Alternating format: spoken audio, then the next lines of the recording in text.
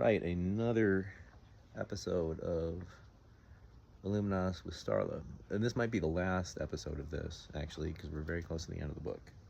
So we'll see how far we get. This camera up, this will do.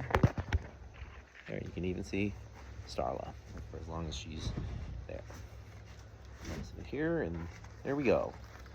Here it comes. Right. Joe frowned. A half hour had passed since Miss Portnari had spoken those words. Why should he remember them so vividly right now? He was on the bridge about to ask Hagbard a question, but he wouldn't remember the question or how he had gotten there. On the TV receptor, he saw a long tendril, thin as a wire, brush against the side of a globe, trailing off into invisible distances. That meant it was actually touching the side of the submarine. The tendril disappeared. Must be some sort of seaweed, Joe thought. He resumed his conversation with Hagbard. The squiz fardel on the humits is warb, he said. The tendril was back, and another one with it. This time they stayed, and Joe could see more in the distance. We must have run into a whole clump of seaweed, he thought. Then an enormous tentacle came zooming up out of the depths. Hagbard saw it and crouched, gripping the rail of the Viking prow. "Hang on," he yelled, and Joe dropped to his knees beside him. Suddenly, below, above, and on all sides of the globe-shaped vision screen there were suckers, great yard-across craters of flesh. The submarine's forward motion stopped suddenly with a force that threw Joe against the railing and knocked the wind out of him. "Stop all engines," Hagbard called. "All hands to battle stations." George and Hagbard picked themselves up off the floor and stared at the image of the tentacles that were wrapped around the submarine. They were easily 10 feet in diameter. "Well, I suppose we've met Leviathan, right?" said Joe. "Right," said Hagbard. "I hope you have somebody taking pictures. Confrontation would buy a few if we could afford them." George rushed in. "What are you eating? Do you want that? Do you want me to get you that stick?" Hang on, I'll get it for you. There you go. And this dog's serving. Time for the last big mon.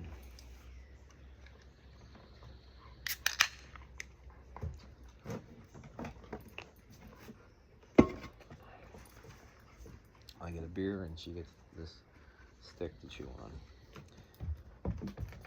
There she goes.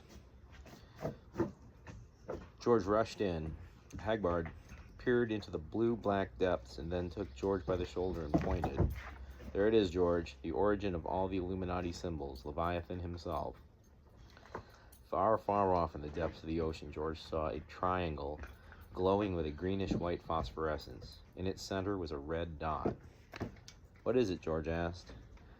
"An intelligent invertebrate sea creature of a size so great the word gigantic doesn't do it justice," said Hagbard.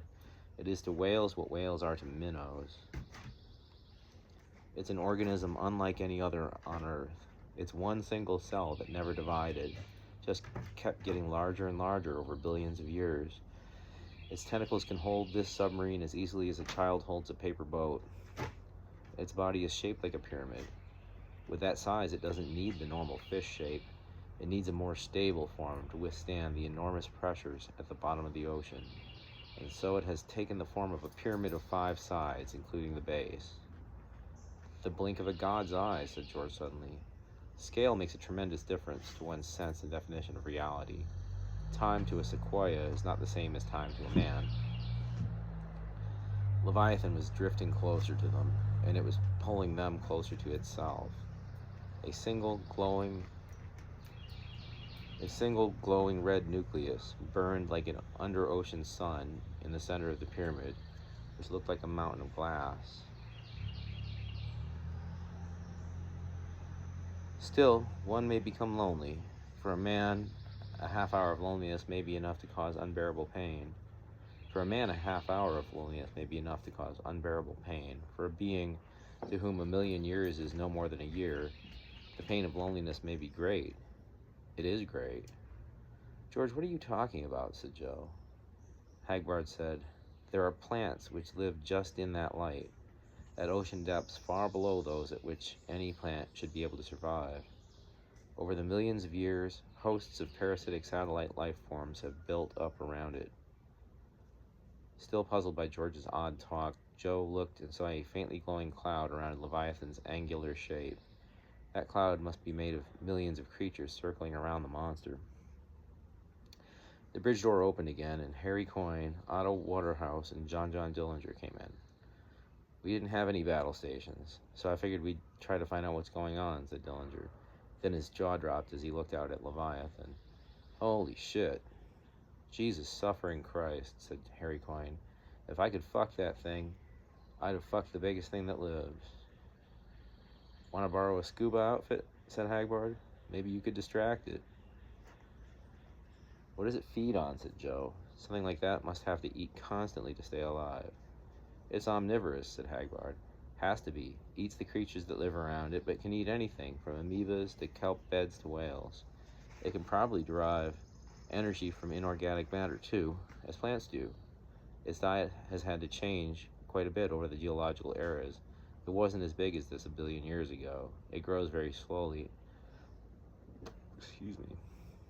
I am the first of all living things, said George. The first living thing was one, and it is still one. George, said Hagbard, looking narrowly at the blond young man. George, why are you talking like that? It's coming closer, said Otto. Hagbard, what the hell are you going to do, said Dillinger. Are we going to fight, run, or let this thing eat us? Let it come closer for a while, Hagbard said. I want to get a good look. I've never had a chance like this before, and you may never see this creature again.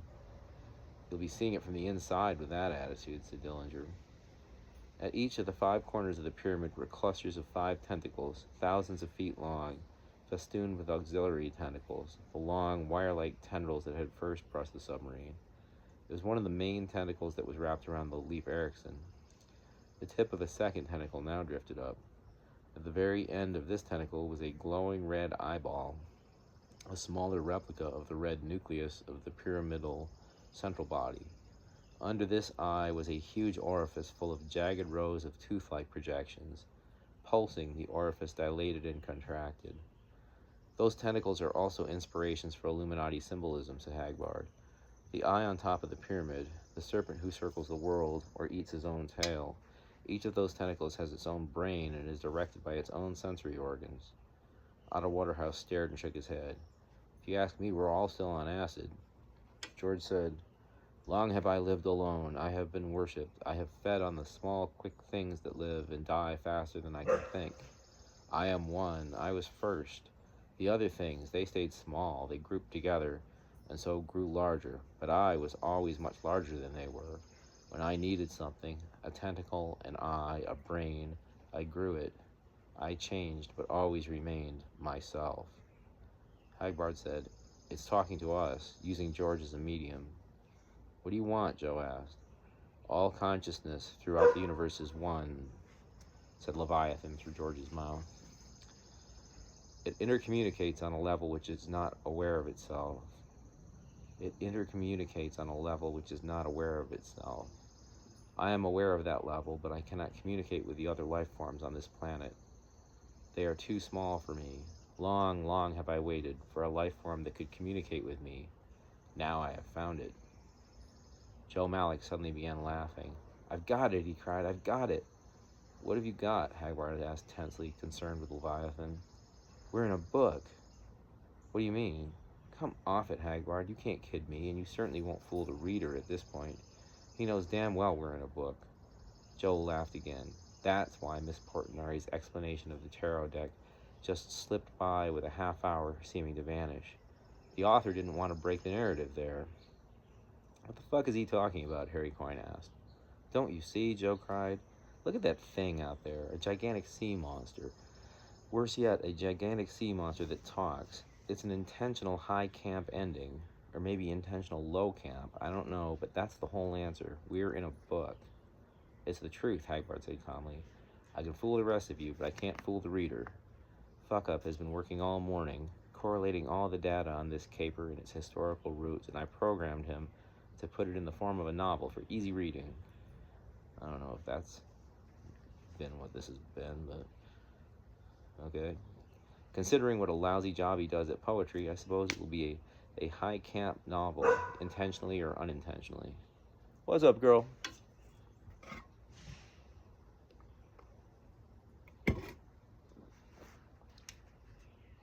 So at last I learned my identity, in parentheses, as George lost his in parentheses. It all balances. That's one more deception, Joe said. Fuck up may be writing all of this in one sense, but in a higher sense, there's a being or beings outside our entire universe writing this. Our universe is inside their book, whoever they are. They are the secret chiefs, and I can see why this is low camp now. All their messages are symbolic and allegorical, because the truth can't be coded into simple declarative sentences, but their previous communications have been taken literally. This time, they're using a symbolism so absurd that nobody can take it at face value. I, for one, certainly won't. That thing can't eat us because it doesn't exist, and because we don't exist either. They're nothing to worry about. He sat down calmly. He's flipped, Dillinger said, awed. Maybe he's the only sane one here, Hagbard said dubiously. If we all sit down and argue what's sane and insane, and what's real and unreal, Dillinger replied testily, that thing will eat us. Leviathan, Joe said loftily.